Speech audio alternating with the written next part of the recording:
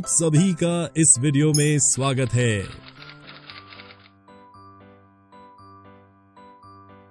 पिछले वीडियो में हमने मिश्रण और उसके प्रकारों के बारे में जाना।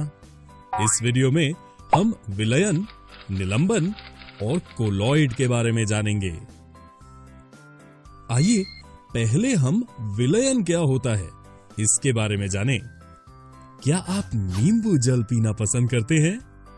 नींबू जल एक विलयन का उदाहरण है जो चीनी और नमक के कण तथा जल के कणों से मिलकर बनता है, और क्योंकि इसकी बनावट समान होती है, ये एक समांगी मिश्रण होमोजीनियस मिक्सचर है।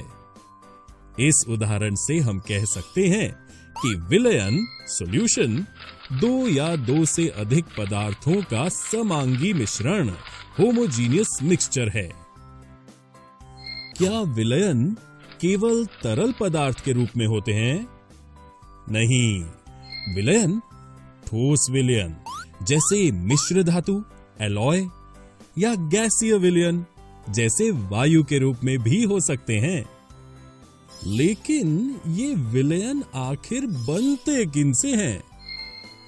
किसी भी विलयन को हम दो भागों विलायक सॉल्वेंट और विलेय सॉल्यूट में बांट सकते हैं।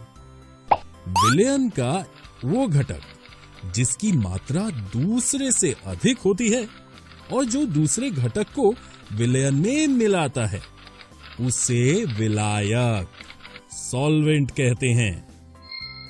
विलयन का वो घटक जो प्रायः कम मात्रा में होता है और जो विलायक में घुला होता है, विलेय सॉल्यूट कहलाता है। आइए एक उदाहरण द्वारा इसे समझें। क्या आप आयोडीन और अल्कोहल का विलयन, जिसे हम टिंक्चर आयोडीन कहते हैं, जानते हैं? टिंक्चर आयोडीन के विलयन को हम आयोडीन को अल्कोहल में घोलकर बनाते हैं। क्योंकि यहां हम आयोडीन जो कम मात्रा में है को अल्कोहल जो बड़ी मात्रा में है में घोलकर ये विलयन बना रहे हैं। इस विलयन में आयोडीन विलेय और अल्कोहल विलायक है। वात युक्त पेय भी एक विलयन है जिसमें कार्बन डाइऑक्साइड को जल में घोला जाता है। इसलिए वात युक्त पेय के विलयन में कार्बन डाइऑक्साइड विलेय है और जल विलायक है। आइए अब हम विलयनों के गुणों का अध्ययन करें। इसे हम एक क्रियाकल्प द्वारा समझने का प्रयास करेंगे।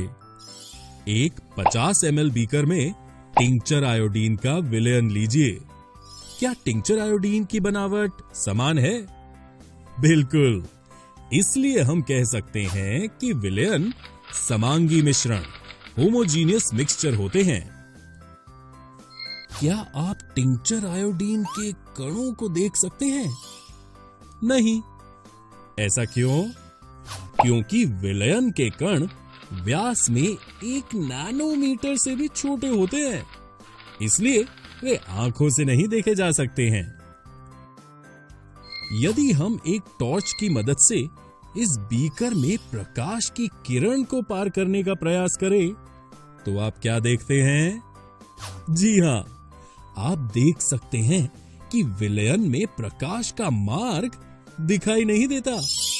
ऐसा इसलिए होता है क्योंकि अपने छोटे आकार के कारण विलयन के कण गुजर रही प्रकाश की किरण को फैलाते नहीं हैं। एक फिल्टर पेपर की सहायता से इस टिंक्चर आयोडीन के विलयन में से आयोडीन को पृथक करने का प्रयास करें।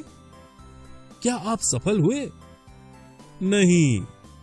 इसलिए हम कह सकते हैं कि छानने की विधि द्वारा विलेय के कणों को विलयन में से पृथक नहीं किया जा सकता है, और यदि हम इस विलयन को शांत छोड़ दें, तब भी आप पाएंगे कि विलेय आयोडीन के कण नीचे नहीं बैठते हैं, अर्थात विलयन स्थायी है। दोस्तों, आप जानते ही हैं कि विलयन में पृथक पृथक मात्रा में विलायक और विलेय पदार्थ होते हैं। विलयन में मौजूद विलेय पदार्थ की मात्रा के आधार पर इसे तनुकृत, डाइल्यूटेड, सांद्र, कॉन्सेंट्रेटेड या संतृप्त, सैचुरेटेड घोल कहा जा सकता है। आइए इसके बारे में हम एक क्रियाकल्प द्वारा जानें। दो पृथक पृथक बीकरों में 50 ml जल लें। एक बीकर में नमक और दूसरे में शर्करा मिलाकर अच्छी तरह मिला लें। इन दोनों बीकरों में तब तक नमक और शर्करा घोलते रहें जब तक आप विलयन में और नमक या शर्करा ना घोल सकें। क्या इस तापमान पर जल में घोली गई नमक और शर्करा की मात्राएं बराबर हैं? नहीं। किसी निश्चित तापमान पर उतना ही विलेय पदार्थ घुल सकता है जितनी की विलयन की क्षमता होती है। दूसरे शब्दों में, दिए गए निश्चित तापमान पर यदि विलयन में विलेय पदार्थ नहीं घुलता है तो उसे संतृप्त विलयन, सैचुरेटेड सॉल्यूशन कहते हैं। विलेय पदार्थ की वो मात्रा जो इस ताप पर संतृप्त विलयन में उपस्थित है, उसकी घुलनशीलता सॉल्युबिलिटी कहलाती है। यदि एक विलयन में विलेय पदार्थ की मात्रा संतृप्तता से कम है तो इसे असंतृप्त विलयन, अनसैचुरेटेड सॉल्यूशन कहा जाता है। अब यदि हम इन दो संतृप्त घोलों को 5 डिग्री अधिक गर्म करें और फिर एक बार उनमें नमक और शर्करा घोलने का प्रयत्न करें तो आप क्या देखते हैं?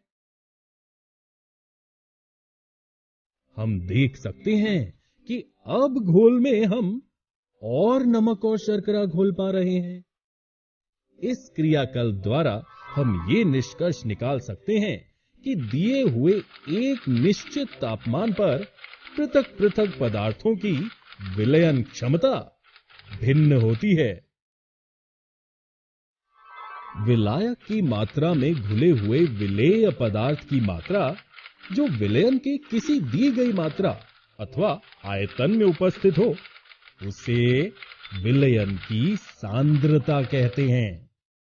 इसे हम इन तरहों से लिख सकते हैं।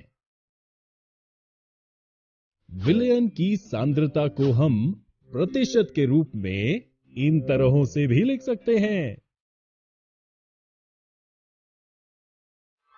दोस्तों, यदि एक विलयन के 200 ग्राम विलायक जल में 50 ग्राम शर्करा विलेय है, तो क्या आप विलयन की सांद्रता परिकलन कर सकते हैं? वीडियो को रोककर इसका उत्तर सोचिए और फिर अपने उत्तर का मिलान करें। इस प्रश्न को हम इस तरह से हल कर सकते हैं। दोस्तों, अब हम विलयन के बारे में तो सीख चुके। आइए अब हम निलंबन के बारे में जानें। एक विषमांगी घोल जिसमें ठोस द्रव्य परिक्षेपित हो जाता है, निलंबन, सस्पेंशन कहलाता है। उदाहरण के लिए एक बीकर में 50 ml जल लें और इसमें 1 चम्मच चौक के चूर्ण को कांच के छड़ की सहायता से घोलें। आप क्या देखते हैं? ये घोल एक विषमांगी मिश्रण है जिसमें विलेय पदार्थ चौक का चूर्ण के कण घुलते नहीं है, बल्कि विलायक जल की समष्टि में निलंबित रहते हैं और इन निलंबित कणों को हम आंखों से देख सकते हैं। इस क्रियाकल्प द्वारा हम निलंबन के ये गुण धर्म देख सकते हैं कि 1. निलंबन एक विषमांगी मिश्रण है, तो निलंबन के कणों को आंखों से देखा जा सकता है। अब यदि हम इस निलंबन में एक टॉर्च की सहायता से रोशनी की किरण को पार करें, तो ये पाएंगे कि ये निलंबित कण प्रकाश की किरण को फैला देते हैं, जिससे उसका मार्ग दृष्टिगोचर हो जाता है। और यदि हम इस निलंबन को शांत छोड़ दें तो ये कण नीचे की ओर बैठ जाते हैं, अर्थात निलंबन अस्थायी होते हैं। अब अंत में यदि हम एक फिल्टर पेपर की सहायता से इस निलंबन को छानें तो हम आसानी से चौक के चूर्ण को जल से पृथक कर सकते हैं। इसलिए हम कह सकते हैं कि निलंबित कणों को मिश्रण से पृथक किया जा सकता है। आइए अब हम आखिरी प्रकार के विलयन, कोलॉइडल विलयन के बारे में जानें। एक 50 ml बीकर में जल लें। अब इसमें दूध की कुछ बूंदें डालें। आप क्या देखते हैं?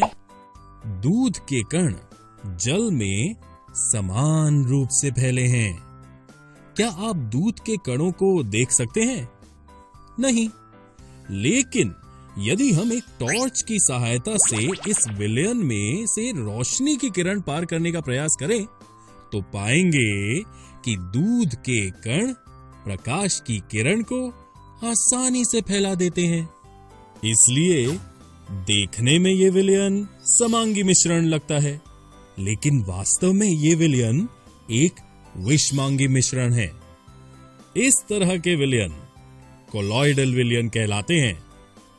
आइए अब हम कोलॉइडल विलयनों के गुण धर्मों को देखें।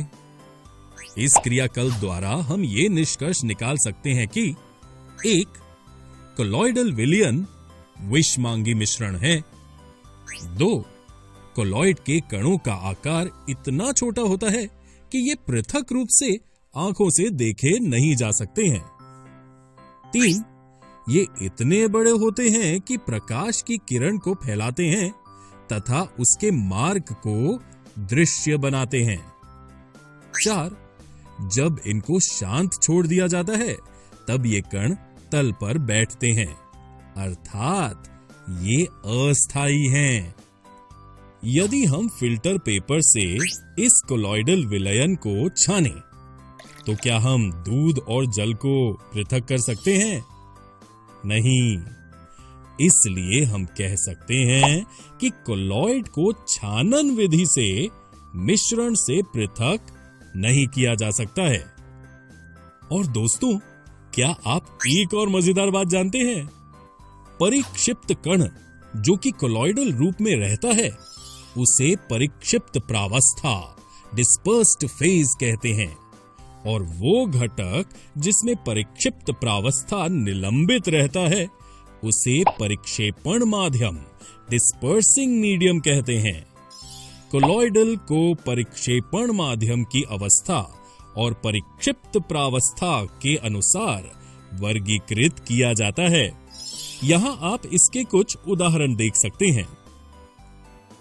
तो दोस्तों, आशा करते हैं कि अब आपको विलयन, निलंबन और कोलॉइड, सॉल्यूशन, सस्पेंशन और कोलॉइड की अच्छी समझ हो गई है। अगले वीडियो में हम मिश्रण के घटकों के पृथक्करण, separation of components of mixtures का अध्ययन करेंगे।